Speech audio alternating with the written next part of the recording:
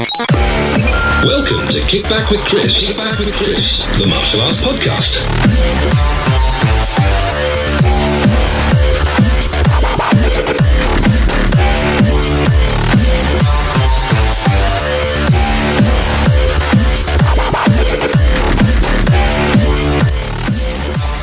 Brought to you by www.mittmaster.com. Hi guys, and welcome to a one-off special episode of Kick Back with Chris, the martial arts podcast. I say one-off special. I might do this again. We'll see how it goes. Sitting with me today is my son Casey, who has been training with me in martial arts now since... How old were we? About 2? 3? Yeah, 3 or 2. Yeah? He's never done anything like this before with the recordings, so... this is a new experience for him, and it's a new experience for me as well. And what we've been doing is usually, as you all know, we have a guest on most weeks talking about industry stuff, general martial arts content. But I thought it would be nice to get the perspective of classes, of training, of the industry from a child, from somebody who isn't privy or around all of the other sort of stuff that goes on within the industry. Fresh eyes, so to speak. So you guys have very, very kindly been sending in questions over the last couple of weeks, ready for today. Casey's not actually seen the questions, so he's kind of going into this a little bit blind. What I've done is I've actually printed off a list of all the names and all the people that have sent the questions in. Now, there may well be a little bit of repeating of some of the questions, but we can work around that, can't we, as it happens, as it comes up. So should we get straight into it? Yeah? Okay, so if you're going to move yourself forwards a little bit, dude, so we can hear you. And try and keep that chair. That's my old chair. For those of you that can hear, that's the chair that you used to hear, the creaky chair. I've upgraded mine now. I've got a new podcast chair.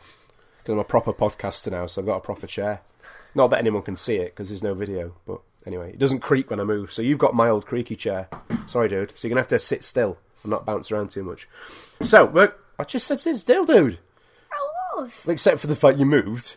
This might be a bit of a running theme for this show, guys, just so you know. Right, anyway, let's get started with some questions. So, the first question comes from Bob. You know Bob that helps out in our classes? Okay, he's got a question. His question says, what does your dad do when he's not in class? So what do I do? You can be honest. You can say exactly what you want, dude. Just don't lie. Stuff?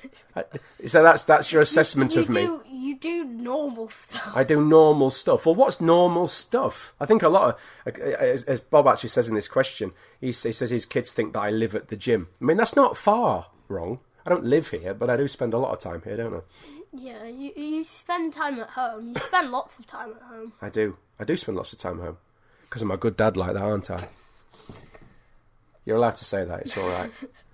What I will just say is, obviously, to start with, these first few questions, he's likely to be a bit shy because he's not done anything like this before. I think I might have to put a hand on your chair as well so you stop spinning it around. Are you going to stop now? So, go on, let's elaborate on that a little bit. Stuff. What stuff do I do? You do, like...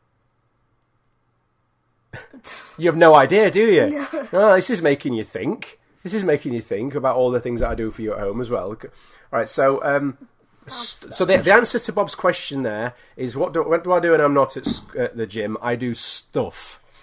Well, that's a great start, isn't it? Should we go on to the next one? Yeah. All right. So the next question. That's a great start. The next question is from Mags, who a regular contributor to the show. He says, "Do you prefer sparring or patterns?"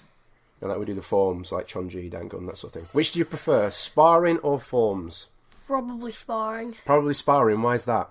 Because I don't have to remember anything. Perfect, because you don't have to remember anything. Cool. Anything else?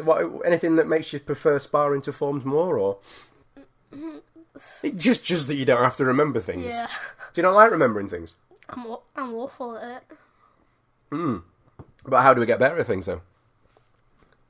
Practice. But so you do still practice your forms, don't you? Yeah. You do all right with them. Because see, this is interesting. Because when I was your age, I preferred doing patterns to sparring. You prefer kicking people in the face and doing... I was the other way around.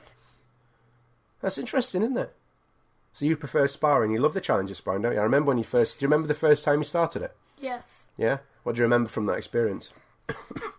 I used to just, stand still with my guard up. Yeah? Well, you were quite young though, weren't you? Because you started with me young, so you ended up going into the sparring quite young as well. And most of the kids were like twice your size. Yeah, yeah, but you like it now. Yes. What's your favourite bit about it? Kicking people. Kicking people. It's funny that I can't think where you might get that from. Right. So his next question is: outside of where you train, do you have many friends that are into martial arts? All his friends are into football. Yeah. Is it the same for you? Do you have any friends that are into martial arts as well outside of the club? Well, I have friends that do it, but not many. I have like 3. Yeah, some of you. Cause that's actually quite a lot for some. Didn't Eddie do it? Eddie used Noah to come, yeah. And Thomas. Noah still comes. Yeah. And these, by the way, these are kids in his school class. So just so you know, we're not going to disclose their full name for data protection, but that's okay. And Thomas used to come as well, yeah. Yeah. So that's having 3 friends in the same class at school. In fact, no, because his sister used to do it as well, didn't in his class. So there's quite a few people from your school that do training, isn't there? Mm-hmm. But most of them are into football, aren't they?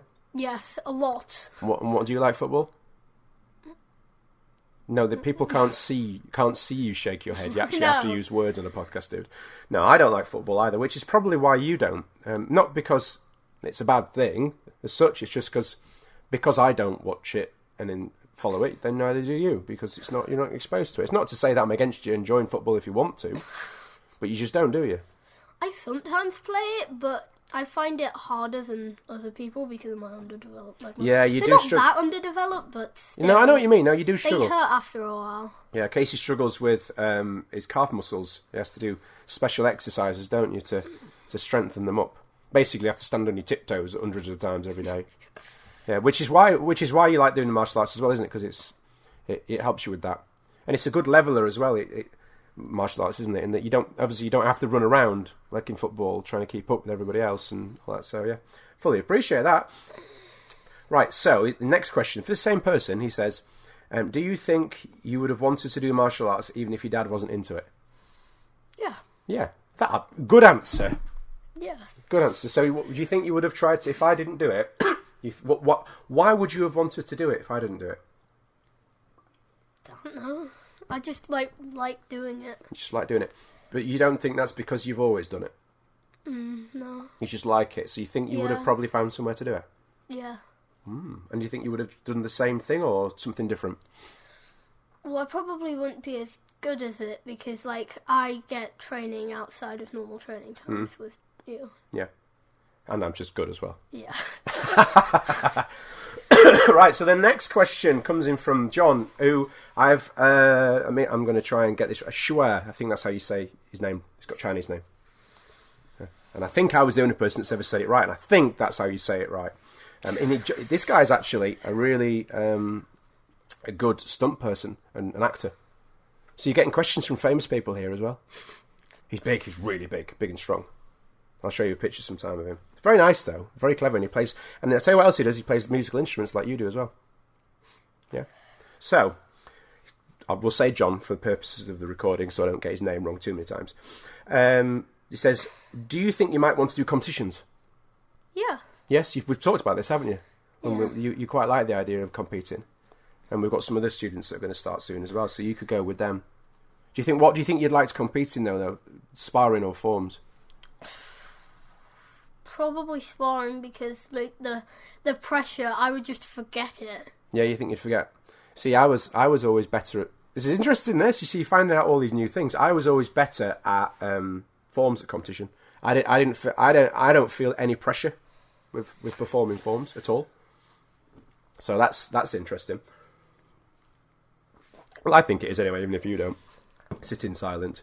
Next question is, if you could practice another style, what would it be and why? Ooh, do you know much about other styles of martial arts? What do you mean, Other types of martial arts training? If you weren't training with me doing this, would there be another type that you would like to do? I don't know. You don't know? Because you've always been around... Yeah. You've always seen this. There's styles like judo, where you do throw-in, and jiu-jitsu, where you're on the floor and it's more grappling and things like that. You think you'd like to try something new at some point? I'd like you to try something new as well, training with other people besides me at some point. I mean, you're only 10. There's a rush. The next question is, he says, do you want to get into movies like your dad? Yeah. Yeah? And why? Because I've done it, or because you like the look of it? Because I like movies. Because you like movies. You like to do the same sort of thing, doing martial arts and things like that? Yeah. Yeah. And then his last question is, who do you aspire to be like? Dad. Me? No, you don't have to say just me, because that's for martial arts, but anybody else, because you're into other things as well, aren't you? So anybody else that, when we say aspire, it's like that you want to be like. Is there anybody else that you want to be like? He's looking up at the ceiling right now, thinking, while spinning in his chair. Sit still, dude. Oh. No? No. We can come back to it if you want. I'll think. You'll think about it. But you've already said me, which is really cool. I like that answer, so I might just take that one. Yeah. Okay, the next question comes from Ant. Now, Ant McGinley, who is a super well-established podcast person. He's like a real pro at this. Not like me. I'm like a practicing pro. He's a proper pro at podcasting. And YouTube and stuff like that. So you're interested in YouTube, aren't you? Yeah, I've got like 3 videos. You've got a channel. You've actually got a channel there, haven't you? You're a YouTuber. Yeah. CIJTV, isn't it? Yeah. So if you want to go and check that out, guys, I can't say it. CIJTV. It's you and your sister. A little bit of fun we did. Did some little testers, some unboxings and things, didn't we? But what? Well, actually, I'll come back to this in a bit because it's relevant. But Ant's question is, what's the toughest thing about being a 10-year-old? Well, for me, it's probably dealing with the people who call me like a nerd because I like Minecraft. So that's the most difficult thing. Yeah. Yeah, because kids. That's the funny thing about kids, though, isn't it? They tend to say things when they're in groups with other people, don't they? But they don't actually think it when they're on their own. Yeah, but how do you deal with that when that happens? Ignore them. Ignore them. Walk away. Yeah, best way, isn't it? You ever tempted to give them a thump in the face? Quite often. Yeah, but you don't, do you? No. You don't. But do you feel that if you needed to, you could?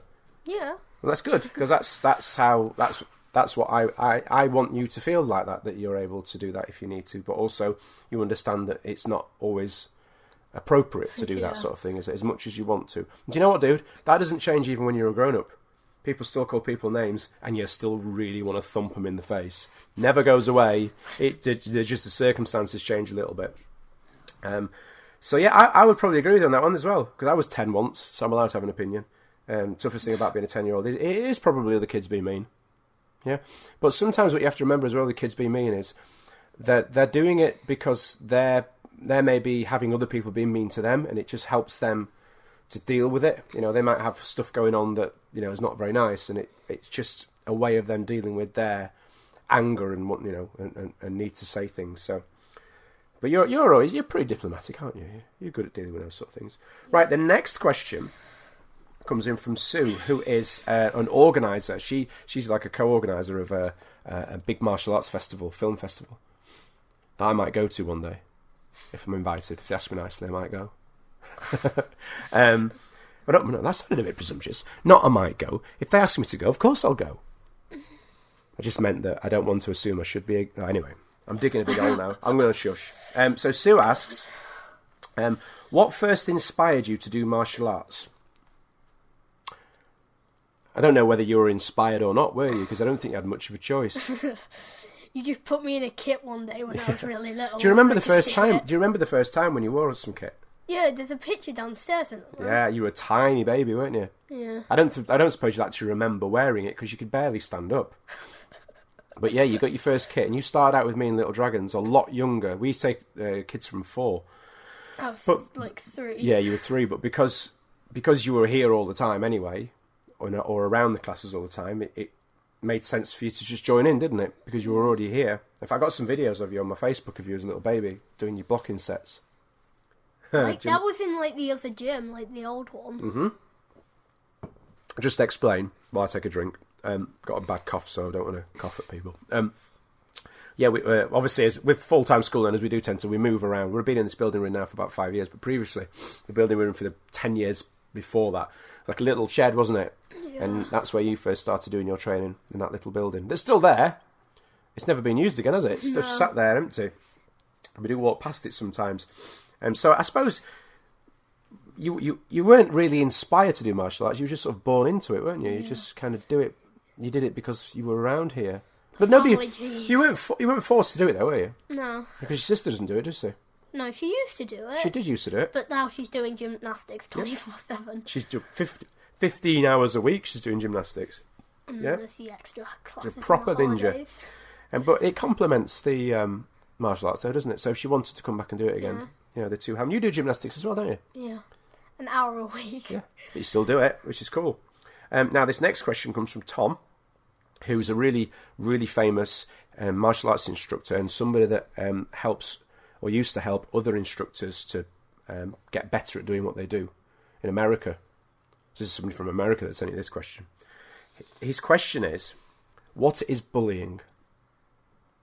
What in your words, what do you feel bullying is? It's quite an important one, this one, so, you don't have to think about it too much, but when you think of the word bullying, what comes into your head? There's physical bullying and verbal bullying. Yeah. Go on, you describe those then. Physical is more like somebody hitting you and stuff. But, if, somebody hits you, you can't just call them, oh, you're bullying me. A bully is somebody who's constantly doing something mean to you. It's not just, one-off. Okay, that's interesting. So you mean, sometimes people just get a bit angry and lash out because they're angry, not so much because they're bullying. Yeah. So you would say... So you feel that for it to be bullying, it has to be sort of consistent, and consistent and carrying, over a longer period. Yeah. Yeah. What would your advice be to somebody if they were having that happen? What would you say? You can be honest as well. You don't have to say what you think. Well, if you just walk away, it just eventually just gets better because they only bully you really because they want to get something out of you. If you don't show a reaction, then they won't carry on. Yeah. That's what happened to me. What if it's physical? If it's physical, just you can defend yourself, but don't hurt them back because then it will just get worse and worse and worse, and then you'll both get in trouble. Yeah. So if somebody was hitting you, what would you feel you could do back? Well, you could block the hit, I guess, and then just walk away. You could. It's a very diplomatic approach. If you were at school, you could just go tell the teacher or something, or your parents. Would you feel confident enough if you needed to hit them back as well, though? Yeah. Yeah. Because that is an option. It's proportionate, is what we call that. So if somebody's hitting you, it's okay to hit them back. Yeah. It's if you go up and start hitting them first. That's when it's It's defend. You have the right to defend yourself in direct proportion to the threat. So that means if somebody says I'm going to hit you, and you hit them first, that's okay. It's called a preemptive strike. Do you understand? Yeah. If you think the threat's genuine, you're allowed to hit them first before they hit you. You wouldn't stand in the road and wait for a bus to hit you, would you? I'm going to drive a bus. If you know you stood in the bus lane, a bus is going to come, isn't it? You wouldn't stand there on purpose and wait for it. So, if you know a bus is going to come, you're going to move out of the way, aren't you? You're not going to stand in the bus lane. So if somebody says they're going to hit you, you have to work on the assumption of, well, they mean it. And if it looks like they mean it, then it's okay to defend yourself. Yeah? Just don't go looking for the trouble. We don't want that, do we? No. Right, the next question comes from Dan, who is a martial arts instructor like me. Dan Holloway is called. This is a little bit similar to the one we've already had, but I'll ask it anyway. It says, who are your main martial arts influences and why? What does it influence And me? influences. Okay, so something that makes you want to do something. So I think the obvious one, well, you say, what was your martial arts influence? You. Me. And anything else? Because there's things you watch as well, isn't there? Or used to watch as well. Well, things on TV. Jackie Chan or something. Well, no, you don't really. Well, I suppose you've watched a few of them. I've watched a few of them. Yeah. You have, yes, you have, and you've got a lot to catch up on, haven't you? Looking at all that stuff on that wall when you're old enough. Oh my God. Yeah, when you're old enough. But no, you used to watch Lego Ninjago a lot, didn't you? Yeah. And stuff like that. You quite like that. You weren't a Kung Fu Panda film. I tried that with you, but you weren't. I watched it like once or twice. You weren't really that bothered about it, though, were you? I'm not either, to be honest. But you definitely liked your Ninjago, Lego Ninjago. Yeah. Quite a lot at one point, actually. Excuse me while I take another drink. Right, this next question, or this series of questions, comes in from a guy called Matt Chapman, who comes on the podcast every week to talk about business stuff. Now, we've been doing some videoing downstairs in the gym. Yeah. He's the person that helped me get started with that, the online videos.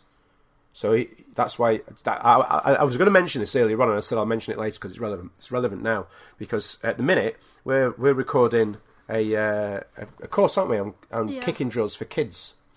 How's that going? Decent. Do you like it? You enjoying it? Yeah. Do you think the drills are good? Yes. Do you think instructors will like buying it and using them? Yeah. Yeah. You'd be a bit more enthusiastic, so then people might buy it. You should buy it just because you're in it. Then you'd be you're like a video star already. But no, Matt Chapman's the person that got me started in all of that and showed me how to do it. So you got him to thank for that a little bit. His first question is, what's it like to have a dad that's a martial arts instructor?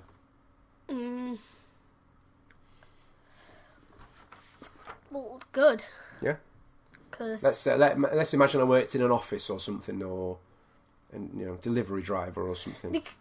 Is it different? It's good because I like martial arts, and then I can do it with you, and I can be with you while you're working and things. I suppose the only things you prefer is if I was a YouTuber Yeah. or a Minecraft developer.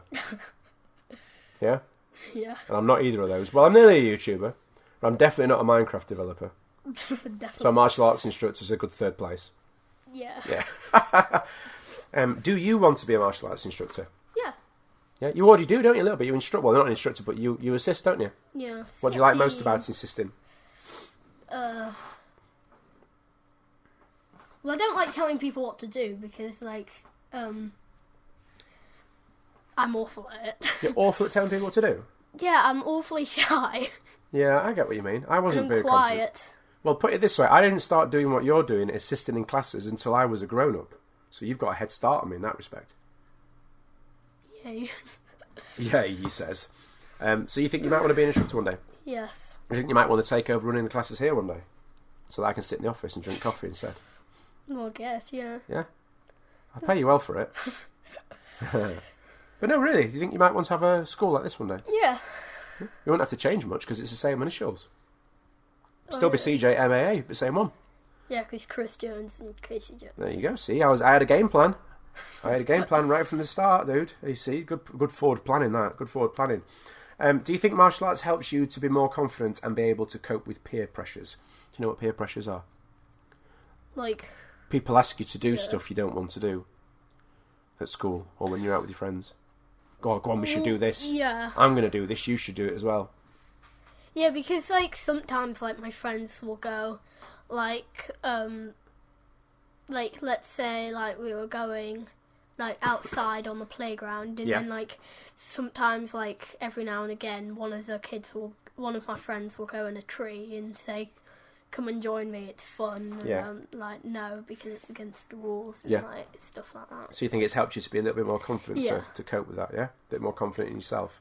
I think a lot of the stuff for this martial arts as well is it builds your confidence in ways that you don't always notice.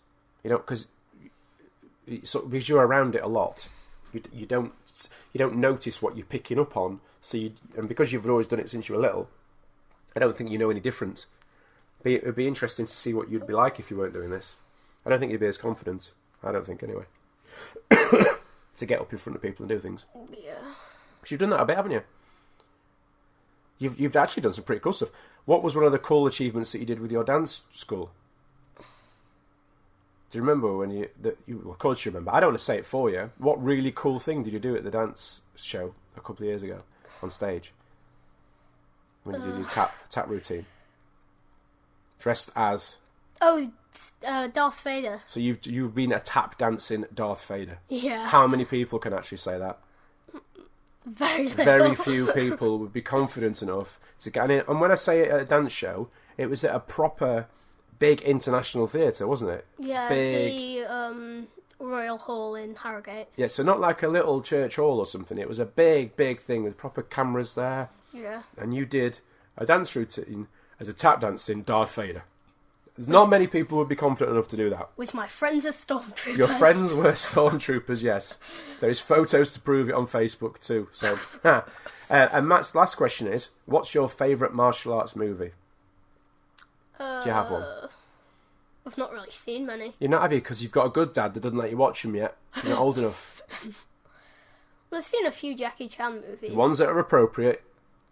Do you remember what they were called? No. Do you remember what they were about?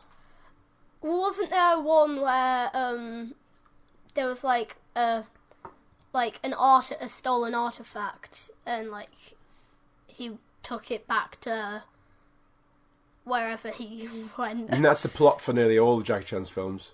Is it? He always has to take stolen artifacts back. Yeah, that could be one of about 5. I can't remember. Oh, was it the Forbidden Kingdom? Yeah, maybe. Where the boy learns martial arts? Was it that one? It was The Medallion? It was one where like there was one in. Oh, I can't remember. It's alright, dude, because that is the plot point for about 5 different Jackie Chan films, stolen artifacts. Anyway, we'll say you will say that you like Jackie Chan films, and you're nearly old enough to start watching some of the others as well now. Yeah. Which I'm quite jealous of, because you get to watch them all for the first time. Then next question comes from now I've known this person for a very, very long time, since when I was pretty much a kid. A bit older, but very young anyway. A guy called Mike Leader, who is a film producer and casting director, does martial arts as well, and is involved with big films, proper films. And he got me. Do you remember when I went to work in China? No. Well, you actually, no, that's a silly question. No, because you weren't born. But you've seen the pictures, haven't you? With the vampire teeth in and the... Oh, yeah. Yeah, because he got me that job on that film. Yeah, so it's quite a long question, this. So it's in sections, and he says, what does martial arts mean to you? Is it fun, a hobby, your dad's work, or a way of life? All of them. Oh, good answer. So you think it's all of it. So it's a fun hobby. It's my dad's work, of course it is. And it's a way of life. Yeah? Yeah, I do it almost every day in the holidays. Yeah. You're here most days as well in the week, aren't you? You don't always train every day, because you've got homework and stuff to do as well. Wednesday, Thursday, Friday, Saturday. Yeah. Tuesday. And he says, what makes you do martial arts? But I think we've kind of covered that one, haven't we? In that you do it because you've always done it. Yeah. Yeah? It was my destiny. It was your destiny. I like it. And he says here, now a lot of serious martial artists he said serious in quotes, will dismiss movies and TV shows as good influences on people for training. You're a youngster. Do you sometimes see your dad do a punch or a kick and go, oh, that's boring? Then see it in a film and go, oh, actually, that's really cool. Do you ever see that? Not really, because I don't. I've seen like 1 or 2 Jackie Chan. Yeah, so you've not seen that. Yeah, so you've not really and been like influenced. I've seen like Lego Ninjago, but that's like literal Lego figures moving. Yeah. See, that's one that you might come upon when you're a bit older, when we start watching more of them. Yeah. Yeah. It's a good question. That's one for us to come back to a little bit there. But I like that you said that, you feel it is a fun hobby, it is my work, and it is a way of life. So it's all of them, isn't it? A bit of a mix of everything. Cool. All right, so this next question comes from Zara, who's a famous martial artist and an actress. She's a school owner as well. She runs a big school in Nottingham, near Nottingham. And she's a nice person as well. And she said, not that the other people that have been on so far are nice people. Just throw that out there quickly. But she says, what's your favourite class your dad teaches and why? Ooh. What's the favourite bit of class, if not a favourite class?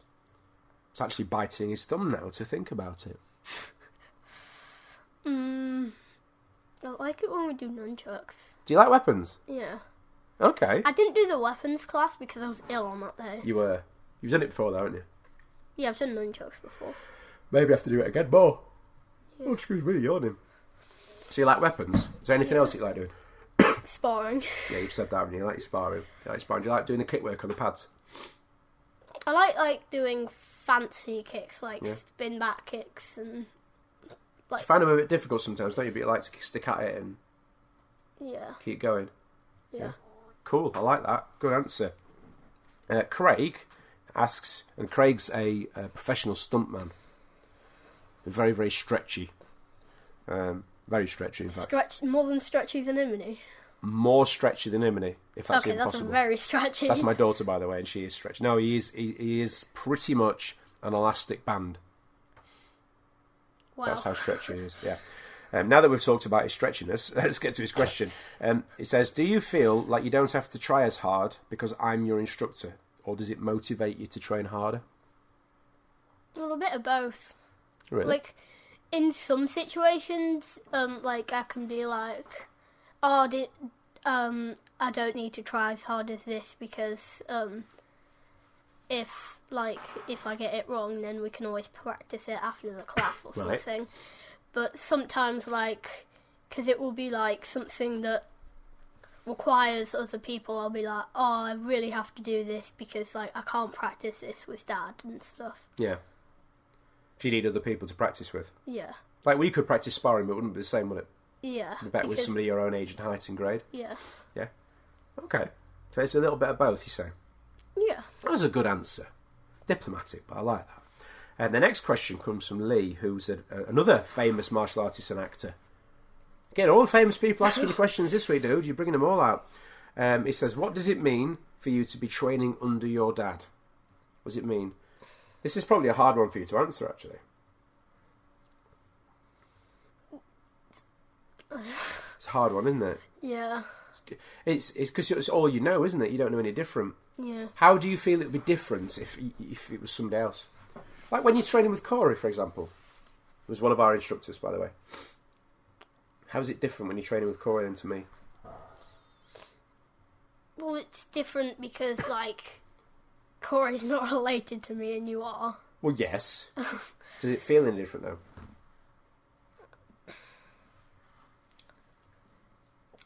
Yeah, and no, because... Yes and no. Because I've been training, like, Corey's been doing, like, been helping out with classes since I was really, really, really, really little. Yeah. And, well, I've been training with him for a very long time, Yeah. so... Yeah. So it doesn't really feel any different. yeah. Yeah. Okay, no, I get what you're saying. All right, so we'll get on to the last A bit question. more pressuring, What's a bit more pressuring?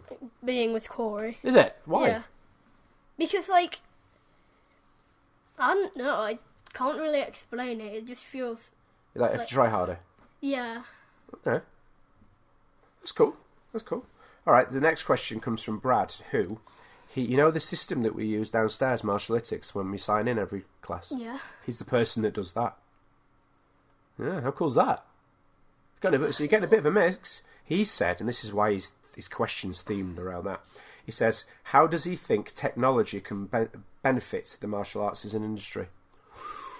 What things do you think technology could do to help martial arts more that we don't already use it for? It could help people, like, learn, like, the techniques and stuff. In what way? How could we use it? Like, we have, like, a video thing. Yeah. Like, a thing that you can buy which Yeah. tells you, like, how to do patterns. So the online training. Yeah. Yeah. How do you think that might change in the future? What things do you think you might be able to do more of? Well, in the very, very far future, in a very, very, very, very, very long time. Okay. Well, there'll probably be eventually, like, robots that you could train with. It's like robot instructors. Yeah. Wait, no, it's perfectly plausible because they're already developing artificial intelligence now, aren't they? Like, Like with your Google and stuff. And The backflipping robot. yeah, I've seen that video. But yeah, maybe one day you could have a virtual coach instead of a real coach. We could have a real coach, and then, like, he could go off and do something, and, like, he can be watching as you train with, like, let's say you could be, like, in, like, a class where there wasn't even numbers. Yeah. Well, and, like, you did sparring, or you could get Like you could, like a hologram, which or you a could robot, spar with. like a sparring partner. That's like an Like a android padded. sparring partner. Yeah. Possibly. It's not a silly suggestion actually, because it would be good in that sort of situation. A robot that's trained in all the techniques and can be programmed to work at the different levels. Like you could set its grade and set its Yeah, height. you could set its grade, and you could say, blue belt level, so that it moves and its techniques are about as good as somebody around that grade, so that it's not too hard and it's not too easy. Yeah. Hey, somebody's listening to this, they might think I'm going to make one of those. What could we Won a call lot it? of money. What could you call it? Robo Fighter. Martial Android. Martial bot. Martial Bot. Better than Botty Arts. That won't work, will it? No. Cool. All right, well, that actually brings us to the end of our questions. So thank you very much. Have you got anything that you would like to add or you would like to say? No? Yeah, having a think. Wear your seatbelts. Wear your seatbelts. Some safety tips from Casey there. Wear your seatbelts. Thank you very much for that. I'm sure all those people that weren't wearing their seatbelts will now be going, "Oh, I should wear my seatbelts." Yeah. Well, the YouTuber that I watch always says wear your seatbelts at the end of his videos. Well, that's probably why he's a successful YouTuber then, eh? So we're back to school next week, aren't we, dude? No. You looking forward to that? Not at all. Why not? Because I hate school. No, you don't hate school. I think that's a bit extreme. You don't hate school. You're doing well at school, aren't you? I guess. You guess? What do you mean you guess? Well, you can't go around saying to people, well, I'm amazing at this. Well, no, of course you don't do that, but your teachers say you're doing well at school, and you feel you're doing well at school. That's the most important thing, as long as you're not big-headed about it. You work hard at it, don't you? Yes.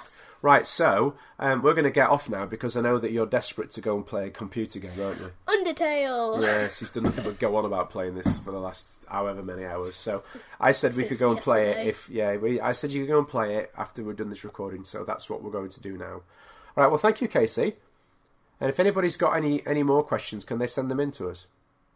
Yeah. Yeah, and you'll answer them. Would you think you'll come on and do this again one day? Maybe. Maybe? What do you mean, maybe? Why wouldn't you want to? Yeah, you'll start demanding payments and stuff, won't you? You'll turn into a superstar diva now. Well, thanks, dude. Give us a high five. Awesome. And I will catch up with you in a little bit after you've gone and played your game for a bit. Bye. Yeah? All right. Cheers, guys. I'll catch up soon. Brought to you by www.mittmaster.com. Okay, guys. So it's that time of week. Our weekly match chat on video as well as on audio. So if you're listening to this on the podcast, do go check out the YouTube channel. Little plug there. So you can watch us visually as well as listening to us. Indeed. All the delights. A feast for the eyes, right? Sensory overload. So what have you been up to then? You're not in a hotel. I can see that. No, I'm back home, sadly. Yeah, I did my little hotel break. That was quite nice. And now I'm back doing the usual, so online stuff, teaching people how to set up the online stuff, traveling in the country, doing seminars, just my kind of standard stuff now. Did you finish your book? No. Did you nearly finish your book? No. Because every time I write something, it's kind of like, oh, I could add that, I could add this, I could add that, and it just gets bigger and bigger and bigger. So at some point, I've got to stop. But, we'll see how it goes. I'll get it done soon. Good. Oh, well, I know. You had a nice break at least, and, I did. It was the first day of like a bit of decent sunshine. So it was good. Good to be out in the sun, chilling out and drinking beer. Cool. So what do you want to go through this week? Well, we talk about continual professional development in the martial arts industry. Because does that happen? Well, that's what I was going to ask.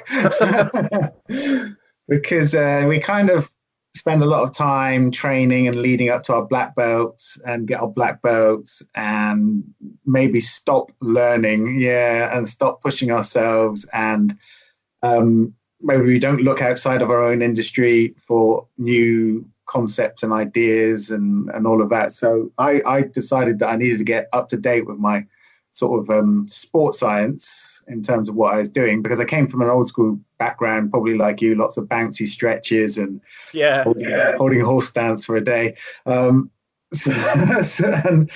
I decided that maybe that wasn't the most current, up-to-date thinking on training. So I went and did a degree in London, in East London, on sports science, and I learned loads, and that really elevated my ability to teach, and I just had some backing of science behind it. So I kind of wonder if that's common in the martial arts industry and does it need to be encouraged? Yes. Yeah, it really isn't common. And from my perspective, maybe I'm wrong. Maybe it's changed recently, but I came from that sort of background of not that I'm saying it's right. Well, no, it is wrong. I suppose it is in today's industry. But I was teaching in the class. Training in the class. Boom, boom, boom, and then next minute, Chris will teach. Eh? Oh. Okay. Now I'm teaching. Okay. That was my instructor training. 1 minute you're not, and then next minute you are. Yeah, literally, and it was, in some ways, it was good. They were incredible. Well, there was a lot of luck involved. That I kind of got to grips with it pretty quick. Yeah. And went out of my own way to do additional learning. But that could have backfired. That could have gone horrific, and I'm sure it does for some people, and has done for some people as well. Just ramming the next, decent looking student in the front. But obviously, as we all know, you can be the best kicker and puncher and fighter in the world, but it doesn't make you an instructor. No, and that's what I found in my school. At one point, I had kind of like an instructor training program where I would. It wasn't really like an official instructor training program. We just used to chuck people out in front of the class, right? And it was fight, flight, or freeze, really. Like people would be like, and some people would freeze, and that would traumatize them, and they never wanted to do it again. And some would look like they wanted to run, which obviously didn't make a good experience for people there. So yeah, I think there needs to be a bit more of a structured learning process in martial arts in general, especially if you want to be an instructor. So you probably want to look at, studying anatomy, physiology, studying how to stretch correctly, how the body works, fitness and all the various elements of fitness, communication, bullying, nutrition at a high level, because all of these things are kind of what's really important nowadays. Yeah, absolutely. So it's a big old area, isn't it, to get your education up? Yeah, it is. And I think the problem with it is it's because it's a completely self-regulated industry. It's kind of, it's left up to the individuals, isn't it, to decide how much time they want to put into it. And I've been making a lot of time recently to learn a little bit more about things like you've just been saying, and it is important. And it's a shame that maybe there's an idea for somebody out there now that's listening or watching. It'd be good to have sort of a central hub for people to go to, and maybe a website with a, not a requirement, so to speak, but more, have you considered this, and this, and maybe an online course, and once and once you get to the end of it, it prints you out a little piece of paper you can, because instructors love certificates. We do, don't we? Yeah. And I've completed this course in instructor competency or whatever, and whack it on the wall. We're joking about it, but it might not be a bad idea, because there are some shocking levels out there, of what people know and what they believe. Maybe they're thinking about stretching, for example, is 25 years out of date, and so I think there's definite need for a higher level of sort of educational training for martial arts instructors.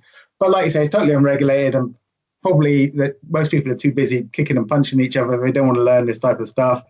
But in my opinion, it makes you a better instructor, makes you more competent, and makes you more able to teach different types of people, and just improves your levels so many times. So I think it's definitely worth investigating. Yeah, I think as well that the the people that we're working with, so the clients we're working with, the parents we're working with now, are a lot more savvy as to the ins and outs of sort of the wider spectrum of regulations and stuff. In the old, like 10 years ago, parents would sit in reception and they'd have a good moan about stuff. But I'll give you an example. Last week, we over our half term period and our holidays, we alter our timetables slightly. One, because it's a good excuse for us to get all the kids training together across all the grades. Yeah. And two, because of the area that we're in, the majority of our students clear off to like the south of France and their second house in Spain. So the class sizes just disappear. Yeah. And it's always been like that the whole 16 years. So we modify the timetable so that we don't end up with 3 in the beginners class, 3 in the intermediate class, 2 in the advanced. We have all the kids in one class together, and it's a really cool atmosphere. Except for last Monday, we had 22 kids turn up, Wow. which to some clubs they go, well, that's nothing. But because the parents here have got used to a big class for us being, say, 12, Yeah. there was 3 parents in reception. You heard them going, his ratios aren't right. There's not enough, and I'm like, Wait, what the hell? And they're on the phones. Yes, the NSPCC state that you should have 1 adult to every 8 kids, and I'm like, okay, so Wow. So parents and people are a little bit more up on this sort of thing now, and especially with social media, and they get on these mums groups, as I call them. I shouldn't call them that really, but and they all start comparing notes and going, oh yeah, my Jimmy does this at his school, and oh no, they do this, and Yeah, that's right. I think it pays to be a little bit now. As it would happen, I already knew the requirements, and I knew that they're not sort of requirements. They're more we suggest Guidelines, that. Yeah. We suggest that. And look, we were supposed to have. There was myself, and there was one of our senior assistants. He's 16. He's been with us since he was tiny, and he's absolutely fine. We were supposed to have another adult assistant in, but he was ill. And I didn't know 21 kids were going to turn up. No. This guy didn't know he was going to be ill until a few hours before class. So what was I going to do? They were coming in going, no kids, clear off. Well, you can say to the parents, oh yeah, you're right, the ratio's off. Out you go. Yes. You're all out. Totally. Goodbye. But yeah, back to the point, I think it's important now that as instructors that we start to realise that parents are a little bit more savvy as to the rights and the requirements. And gone are the days where you can just rock up at the church hall and go, insurance? Yeah. No. DBS? Where did I do that? Because people are starting to yes, they are. to ask and and use this sort of stuff against schools. Well, it's part of your duty of care to be as well trained as possible, right? And to be educated about the various things that you need to, because we all give advice on nutrition to our students, but we're not dietitians, and we really shouldn't, unless we really get a high level of training in that sort of area. And you want to look at every sort of thing that you do throughout the week and make sure you got the most up-to-date and current content on it. And that also goes for business and marketing as well. A lot of instructors are still doing flyers once every 6 months and expecting a flood of people. Some instructors I know are still doing Yellow Pages ads.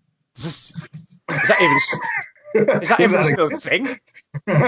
Well, it is. It's really thin now. Remember when the Yellow Pages used to be like that? It's literally Yellow Pages. It is 20 Yellow Pages. And I'm like, oh man, come on. You need to update your marketing, business knowledge and everything that goes with that. And it's the transition between the generations, isn't it? The older generation of martial arts instructors are starting to come to the end of it, and the new generation are coming through and understand social media and all of that, and they're pushing it. But it's just that transition period. In 20 years' time, no one's going to be doing Yellow Pages. They're just going to be doing Facebook, Snapchat, Instagram, and all of that sort of stuff. Messenger bots and all the crazy things we got nowadays. Messenger bots and all that. That's something I've never got my head around. I kind of understand its value, just never quite got to grips with it. And that's something I should try maybe. They're really easy to use and really, really good. And they just allow you to automate inquiries that come in. And what you do is you kind of build a list of people on Messenger And the reason why you want to use a bot or messenger bots is you can get a list of subscribers and then send them messages when you want, advertising whatever you want, and you get 90% open rates. Wow. So it means, if you've got 100 people on your messenger bot list and you send them an advert about your school or about a course you're running or about whatever, 90% of those people will open that message and look at it, which is crazy. It is. So use ManyChat because it's the kind of market leader and it's free for your first subscribers. Try it out. It's pretty easy to use. I will give that a go and see how it goes. I'm going to write that down on my little bit of paper in front of me here. I think I've used that before, actually. Just another string to your marketing bow. You've got your core ones, but if you add ManyChat, it's just an extra way of finding people, reaching people, and because people actually still open their messages on Messenger, you can just get in contact with people a lot easier. It's really good. Yeah, I find that when that little ping goes off, you've got to look. Yeah. As opposed to like an email, which you kind of just go, meh, and you just leave it in your email box to accumulate, right? We're still used to opening messages and all of that sort of stuff. So yeah, the Facebook message ping is like, ooh. The email noise is like, oh. Yeah, and that's what happens. It's going to be an invoice or it's going to be somebody moaning. Because people don't moan on Messenger, they moan on email. So it's going to be a cycle, and eventually Messenger is going to run out, and we're not going to bother to open the pings anymore on Messenger, and it'll be the next thing. But right now, where it's really kind of hot, you want to get on it. Cool, I'm going to do that. Oh, you're tired. Holidays, where kids wearing me out. I noticed on social media you've got a super seminar coming up very soon. I see. Yeah, in London. Well, actually Stansted, but close enough to London. It's London, isn't it? It's within the M25. I like doing this seminar once a year where I just invite people from around the UK, and I get people come from Europe as well, and occasionally America, to come and train with me over 2 days. And this year I thought I'd make it a bit different. I'd add in a few extra instructors. So I've got like the godfather of JKD, Bob Breen, coming to teach. I got Phil Norman, the founder of Ghost, and a load of other stuff coming to teach. I've got David Breed, who's a trainer of numerous world champions, going to teach, and myself. And we do like 3 hours each over the weekend, and it's good. It's a good seminar. Are there still places? There's 6 places left. Oh, there you go, guys. So you might get one if you want one. 6 places left. 54 sold, 6 left. Wow. Yeah. Don't miss out, guys. Don't miss out. If you want one of those last 6, get in touch. Cool. Yeah.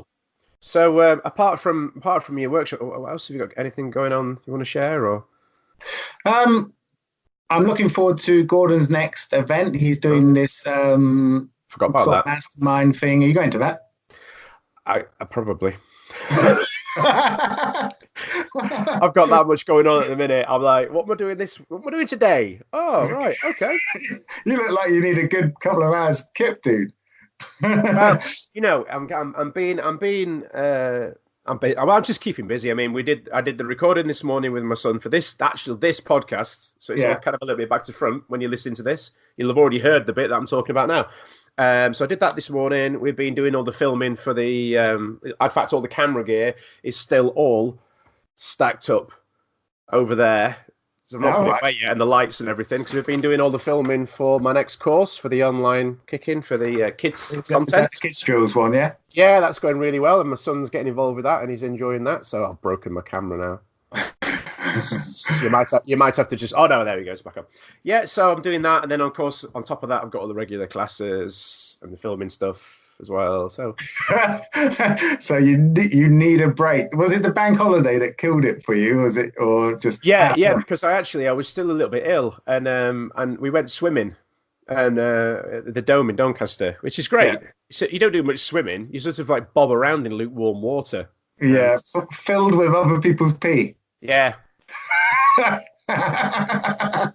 why I'm feeling crap. That's why I'm still up. No, it's all good. It was nice. It was relaxed in the sense that it was a switch off for 4 days from work. Yes. Yeah. Although I did actually sit and write a mail shot out to my online course on the Saturday. That's the thing you can do, though, isn't it? With that type of business, you could just, any 20 minutes you got free in a coffee shop somewhere, you can just bang out an email and see how it goes. It was in that 40-minute window. You'll know this, when you hire the hotel room and the kids are asleep at that end of the room in their beds. Yeah. And you have that period where you can't move or breathe. Yeah. You can't, and they've just got to give them time to sleep. So it was in that little window where we had to get them to sleep. I just sat and did an email. It's great. There you go. Leveraging my time. Oh, that's what you're doing. It's exactly it. It's that's the whole thing with the online stuff. You can do it anywhere at any time. You can do it in the bath. You can do it when you're in the hotel room. You can do it when you're traveling. You can do it when you're sat in a coffee shop. It's totally flexible, which is why I really like it, because I don't really like rules, and having to be at places at a certain time does my head in. I just like the flexibility to do what I like when I like, as most people do, right? Yeah, totally. Cool. Right. Well, thanks as always for the catch up and the advice, and we will speak. Hopefully, this is on me. If not, well, hopefully this same. In case you die. Well, no, in case I just forget or get ill or take too much on. I'll speak to you next week. Yeah. Get better. Accountability there. I love it. Yeah, exactly. Cool. You're listening to Kick Back with Chris, the martial arts podcast, brought to you by www.onlinekicking.co.uk. So a big thanks to Matt, as always, for his time and input in the weekly match chat. And as you will have heard on there, and I'm guessing some of you, well, I actually know because I can check the stats, but I know some of you have been on there and checked out the YouTube version. It was just a case of, the equipment was all set up. It was simply a case of turning on the webcam on my monitor and the same for Matt and recording it to video, because I know that some people are a little bit more keener on the video side of things than just the pure audio. So I thought, for no extra work, very little extra work, should I say, we could have the YouTube channel going as well. So if you want to see those, if you look us up on YouTube, if you search for Kickback with Chris, the Martial Arts Podcast, or if you search for Matt Chat, it should come up. Obviously, maybe Matt Chat's a bit generic, but anyway, you'll have to go and search for it. I'm pretty new to the whole YouTube thing, so I'm not entirely sure what the best thing to do to search for it. But if you go into our Kickback with Chris Martial Arts Podcast Facebook group, there's direct links posted in there anyway, so you should be able to get it through there. Right, so on to the next episode. We are going to be at the UK Martial Arts Show, as I know many of you guys are as well. As I've mentioned in previous episodes, I've spoken to the organisers already, and they are completely cool with me setting up a little area to do some recording, so that is the plan. So if you're there and I pester you for a little bit of time for a recording, I would really appreciate it, because I'd really like to do a quick turnaround on the edit. So, if we're there... depending on, definitely for the Sunday evening anyway. So, if we record something Saturday, it'll go out on the Sunday, or, if you record on the Sunday, it may even still go out on the Sunday as well, maybe the Monday. So I want a really quick turnaround on those ones, just to really, make the most of the buzz around the weekend. So, if you're there at the weekend and you want to, if anything to promote, anything you want to talk about, discuss, get off your chest, just have a chat, random chat, just a nice chat. Then make sure to stop me, and we'll go. There's a room that we can use to do the recordings in. I'll have all the kit with me, so you don't need to worry about bringing anything like that. You just need to bring the chat, I suppose, and we'll get you involved with the podcast and talk about anything that you wanted to talk about. So I'm going to head off now, and I'm actually going to finish up this edit and a few other things I've got going on at the moment. As I mentioned in the interview with Matt a minute ago, I'm currently about 2/3 of the way through recording with my son for our new syllabus section for the online kicking course. It's just for kids, so it's kids content. Obviously for adults and parents to teach and train with their kids. So be sure to check that one out when it releases. Obviously every sale of that goes towards supporting the podcast, so I always really appreciate that. As always, do keep your contacts coming, your emails, all that sort of thing. We'd really appreciate it. Have a good rest of your week, whatever you're doing, and I will speak to you very soon.